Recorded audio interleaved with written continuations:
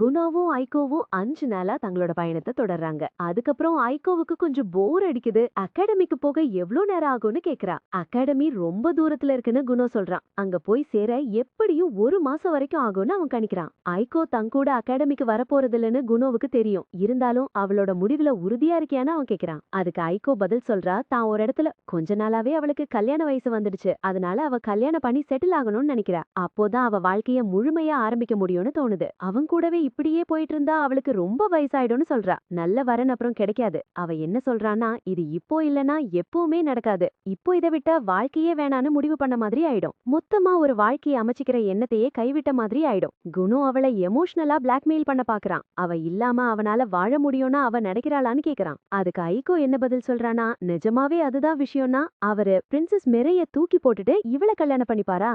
குணோ பதில் சொல்ல முடியாம வாய மூடிட்டான். அப்புறம் அப்படியே ஜன்னல் வழியா பாக்குறான். அங்க தூரத்துல அவனோட தாத்தாவோட பெரிய பங்களா தெரியுது. ஒரு வழியா அந்த வீட்டுக்கு வந்துட்டாங்க. குணோ கடைசியா எப்போ இங்க வந்தானு யோசிச்சு பாக்குறான். ஆனா ஐகோ எல்லாத்தையும் ஞாபகம் வச்சுக்கிட்டு சொல்றா. குணோ அவனோட மொத்த குடும்பத்தையும் 4 வருஷத்துக்கு முன்னாடி இங்க வந்தப்போ அவன் தன்னோட தாத்தா கிட்ட ஒரு பிரம்மாண்டமான மந்திர புத்தகங்கள் இருக்கிற லைப்ரரி இருக்கிறத கேள்விப்பட்டான். அந்த நேரத்துல குணோ எப்படியாச்சும் மந்திரம் கத்துக்க தன்னால முடிஞ்ச வரைக்கும் முயற்சி செஞ்சான். அதனால குடும்பத்தை அங்க கூட்டிட்டு போக கட்டாயப்படுத்த அவன் ஒரு மொக்கையான டிக்டாக் டான்ஸ் ஆடினான். அவங்க ஒத்துக்கிட்டதும் குணோ பின்னாடி இருக்கிற கதவு திறக்கிறப்ப சிரிக்கிறான். அப்ப அவரோட தாத்தா சந்தோஷமா வெளியே வந்து கைய விரிச்சு அணைச்சிக்கிட்டு ரொம்ப மிஸ் பண்ணதா சொல்றாரு. குணோவும் அதே அன்போட பதிலுக்கு எனர்ஜியோட வேகமா அவங்க கிட்ட ஓடி வந்து அவங்க 2 பேரும் கட்டி பிடிச்சுக்கிறாங்க. குணோ இன்னும் விசித்திரமான காட்சிகளை பாக்குறான். அங்கே அவன் தாத்தா தலையில கொத்து கொத்தா பிசாசு கொம்புகள் இருக்கிறத பாக்குறான். அவரோட தாத்தா அவன் மேஜிக்கல் அகாடமில சேர்ந்த அந்த விசேஷமான சந்தோஷத்துக்காக உனக்கு என்ன வேணுமோ அதை நான் பரிசா வாங்கி தரேன்னு சொல்றாரு. உடனே ஈகோ அந்த பெரியவரை கடுத்து தொண்டைய சரி பண்ணிக்கிட்டு ஒன்னு சொல்றான். அவர் எதையும் செய்யறதுக்கு முன்னாடி குணோவோட அம்மா அவன்கிட்ட அவ அனுப்புன லெட்டரை படிக்க சொல்லி. குணோவோட தாத்தா ஆனா அத காதுலயே வாங்காம விடாம கேட்டுட்டே இருக்காரு. குணோ கிட்ட நகை வேணுமான்னு கேட்டுக்கிட்டே நகை கடைக்காரரை கூப்பிடுறாரு. ஐகோ தடுத்து மறுபடியும் சொல்றா, முதல்ல உங்க பொண்ணோட லெட்டரை படிங்கன்னு. அதனால அவரை லெட்டரை எடுத்துட்டு ஸ்டடி ரூமுக்குள்ள போறாரு. அங்க கண்ணாடி போட்டு படிக்க உடனே கடுப்பாயிடுது. ஏன்னா அவரோட பொண்ணுக்கு அவரோட பழக்கம் தெரிஞ்சு குணோவுக்கு எவ்வளவு செலவு பண்ணணும்னு லிமிட் போட்டுட்டா. இது $10,000 மேல இருக்க கூடாதுன்னு சொல்ல அவர் கடுப்பாகி இந்த எக்கனாமில $10,000 எல்லாம் ஒண்ணுமே இல்லைன்னு சொல்றாரு. ஆனா குணோ தனக்கு இன்னும் 12 வயசு தானே அவருக்கு ஞாபகப்படுத்துறான். ஐகோவோ இது தான் 3 மாச சம்பளம்னு சொல்றான். அந்த தாத்தா பெருசா ஏதாச்சும் செய்யணும்னு அடம் பிடிக்கிறாரு. அம்மாவை தெரியாம பாத்துக்கலான்னு குணோ கிட்ட சொல்றாரு. ஆனா குணோ தனக்கு இப்போ ஒரு வேற வேலைக்காரி தான் வேணும்னு சொல்றான். ஏன்னா ஐகோவால முடியாது. இதுக்கப்புறம் அவரோட கூட வரது அவரோட தாத்தா ஒரு புது வேலைக்காரிய கூட்டிட்டு வர்றாரு. அவங்க பேரு ரீகோ. ஐகோவோட தங்கச்சி தான் இவங்க. இவங்க தலையிலயும் ஒரு கொம்பு இருக்கு. இவங்க குணோவை ரொம்ப அன்பா வரவேத்து தான் அக்கா சொன்னதாலையும் சம்பளம் நல்லா இருந்ததாலையும் தான் இந்த வேலைக்கு வந்ததா சொல்றாங்க. கல்யாணத்துக்காக பணம் சேர்க்க பிளான் பண்றாங்க. ஏற்கனவே நிச்சயதார்த்தம் ஆகிட்டதால எந்த ஒரு விவாகரமான சர்வீஸுக்கும் வரமாட்டாங்க. குணோ கவலைப்படாத, எனக்கே ஒரு அழகான பொண்ணோட நிச்சயதார்த்தம் ஆகியிருக்கேன்னு குணோ சொல்றான். மத்த எல்லாத்த விட இத ரொம்ப அதிகமா மதிக்கணும். ரீகோவும் இத ஒத்திக்கிட்டு என்ன சொல்றாங்கன்னா, அவங்களும் அவங்க ஃபியான்சேவும் சேர்ந்து ஒரு ஸ்டோர் ஆரம்பிக்க போறாங்க. அதுக்காக தான் சேமிக்கிறாங்க. அதுவும் ஒரு காரணம். கொஞ்ச நேரம் கழிச்சு அந்த மெய்ட்ஸ் எல்லாரும் டின்னர் டேபிள ரெடி பண்றாங்க. அப்ப ரீகோ சொல்றாங்க, அவங்க எதிர்பார்த்தது ஒரு திமிரு புடிச்ச பையனை தான். ஏன்னா அவன்கிட்ட ஹீரோவோட தழும்பு இருக்கு. ஆனா குணோ பார்க்க ரொம்ப சில்லான ஆளா இருக்கான்னு ஐகோ சொல்றா. ஐகோ சொல்றாங்க, குணோ பெரும்பாலும் அவனோட மேஜிக்க பத்தி தான் யோசிப்பான். அடிக்கடி சாப்பிட கூட மறந்துடுவான். சாப்பாடு, அதனால அவ கொஞ்சம் தயாரா இருக்கணும். வேலை செஞ்சுட்டே அவன் சாப்பிடுறதுக்கு சாண்ட்விச்சஸ ரெடி பண்ணி வைக்கணும். இது ஐகோவுக்கு அவங்க 2 பேரும் ஒன்னா கடந்து வந்த விஷயங்களை ஞாபகப்படுத்துது. குணோவோட அப்பா முதல்ல அவனோட விசித்திரமான பையனுக்காக இவள வேலைக்கு எடுத்தப்போ இவ கொஞ்சம் குழம்புனா. ஆனா சீக்கிரமே அவ மேல உண்மையாவே அக்கறை காட்ட ஆரம்பிச்சா. பல ஏற்ற இறக்கங்களை அவங்க ஒன்னா பார்த்தாங்க. குணோ முதல்ல ஸ்கூலுக்கு போக யூனிஃபார்ம் போட்டுக்கிட்ட அந்த தருணமும் முதல்ல அவனால முடிஞ்ச சில விஷயங்களும் அவளுக்கு ஞாபகம் வருது. அவரோட சொந்த கண்ணாலேயே அவளை பார்க்கணும். இந்த நினைப்பு அவளை வருத்தப்பட வைக்குது. அவ இப்போ ரீகோ கிட்ட திரும்புறா. குணோ இன்னும் ஒரு குழந்தைதான். அவன் பேரு என்னவா இருந்தாலும் அவ மத்தவங்கள ரொம்ப அதிகமா நம்புறான். அதனால அவனை எந்த ஆபத்தும் நெருங்காம பாத்துக்க வேண்டியது இவளோட பொறுப்பு. ரீகோ என்ன சொல்றான்னா, குணோவுக்கு ஒரு நல்ல குணமும் பொண்ணுங்களை எப்படி கவருங்கன்னு தெரிஞ்சு வச்சிருக்கான். இதனால அந்த அகாடமில இருக்கிற எல்லா பொண்ணுங்களுக்கும் அவன் தான் மெயின் டார்கெட். இதோட அர்த்தம் அவன் அப்படி ஆகுறதுக்கு அதிக வாய்ப்பு இருக்கு. பெரிய பொம்பளை பொறுக்கியா மாறிடுவான்னு. ஐகோவால இத தாங்கிக்கவே முடியல. அதனால அவ அக்காவை வாயமோட சொல்றா.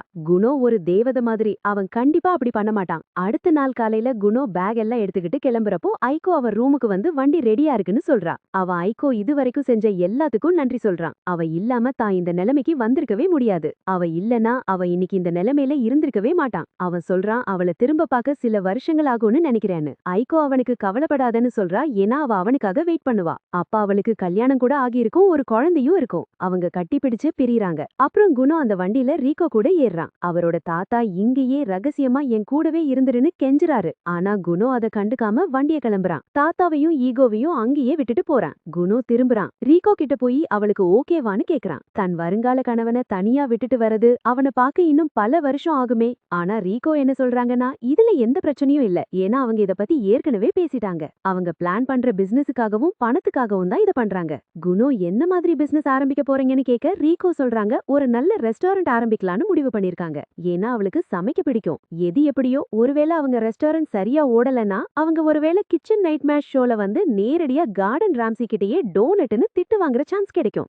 நாளுக்கு நாள் அவங்க போற இடத்துக்கு நெருக்கமா போனாங்க. கடைசியா அந்த துராசிக் ராஜ்யத்துக்குள்ள நுழைஞ்சாங்க. இது மேஜிக்கு ரொம்ப ஃபேமஸ். அவங்க அங்க இருக்கிற தெருக்கள்ல நடக்கும்போது அந்த ஊரே மேஜிக் தீம்ல இருக்கிறத ரீகோ பார்த்தா. அப்படியே ஒரு கடை வழியா போயிட்டு இருக்கும்போது குணோ சில பொருட்களை அங்க கவனிச்சான். பார்க்க விசித்திரமான இருக்கிற மேஜிக் புக்ஸ். அதனால அவர் உள்ள போய் பாக்குறாரு. அங்க இருக்கிற புத்தகங்களை பார்த்து ரொம்ப ஆச்சரியப்படுறாரு. ஆனா இதுல என்ன விசேஷம்னு ரீகோ கேக்குறா. ஏன்னா அவங்க தாத்தா கிட்ட ஏற்கனவே பெரிய லைப்ரரியே இருக்கு. ஆனா குணோ தாத்தா கிட்ட இருந்த எல்லா புத்தகத்தையும் படிச்சு முடிச்சிட்டதா சொல்றான். ஆனா அந்த லைப்ரரியில மேஜிக் புக்ஸ் அவ்வளோ இல்ல.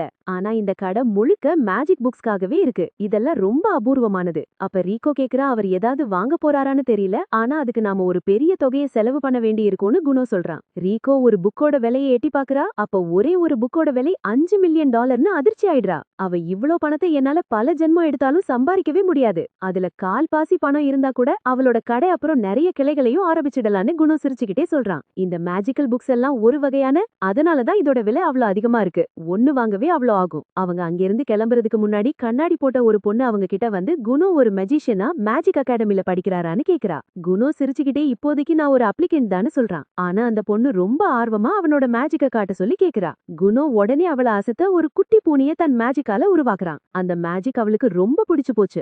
உடனே அதை கட்டி பிடிச்சுக்கிட்டு சொல்ல ஆரம்பிச்சா, இது அவ பார்த்ததுலயே ரொம்ப கியூட்டான விஷயம்னு. அப்ப குணோ அவளும் ஒரு மெஜிஷியனான்னு கேக்குறான். ஆனா அந்த பொண்ணுக்கு அந்த அளவுக்கு திறமை இல்லனும், ஆனா மேஜிக் மேல இருக்கிற ஆசையாலதான் இந்த துறையில வேலை செய்யறதா சொன்னான். அதோட இந்த வருஷம் டுரிஷிக்கு ரொம்ப தீவிரமா இருக்கும். ஏன்னா புனித ராஜ்யத்துல இருந்து ஒரு சயின்டும் இதுல சேர்றாரு. அப்புறம் அவ ஒரு புக் எடுத்து இதுதான் ஒரு மிகப்பெரிய எழுத்தாளரோட முதல் காப்பின்னு சொல்றா. பிரபலமான மந்திரவாதி சோ அந்த புத்தகத்தை அவருக்கு பெரிய டிஸ்கவுண்ட்ல கொடுக்க முன் வராங்க. ஆனா குணோ அத வேணான்னு சொல்லிடுறாரு. ரீகோவோட கடையை விட்டு கிளம்புறாரு.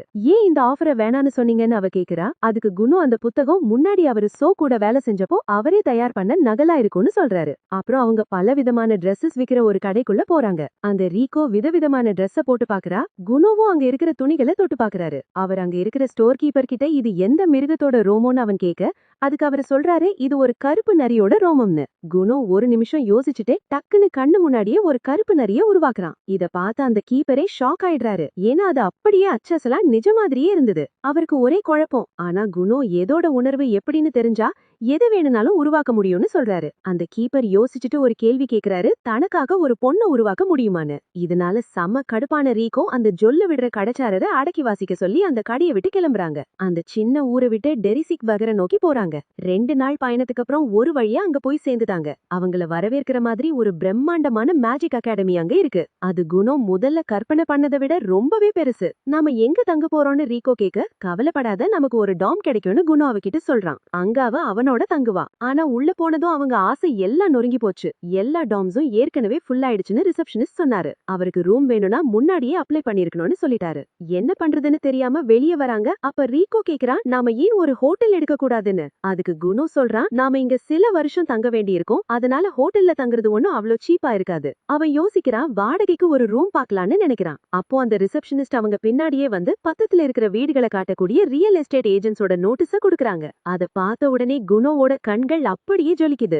ஏன்னா 2 பேரும் தனியா ஒரு வீடு எடுத்து தன்னோட சொந்த நாட்டுல இருந்த மாதிரியே இங்கேயும் சுதந்திரமா இருக்கலாம்னு யோசிக்கிறாரு. அன்னைக்கே அவங்களுக்கு அகாடமிக்கு பக்கத்திலேயே ஒரு அழகான வீடும் கிடைச்சிடுது. மறுநாள் காலையில அவங்க திரும்பவும் அந்த என்ட்ரன்ஸ் டெஸ்டுக்காக அந்த அகாடமிக்கு வராங்க. ஆனா அங்க இருக்கிற ரிசப்ஷனிஸ்ட் ரீகோ கிட்ட அவங்க உள்ள போக முடியாது. ஏன்னா ஸ்டூடெண்ட்ஸ் அப்புறம் ஸ்டாஃபுக்கு மட்டும்தான் உள்ள போக அனுமதி இருக்கு.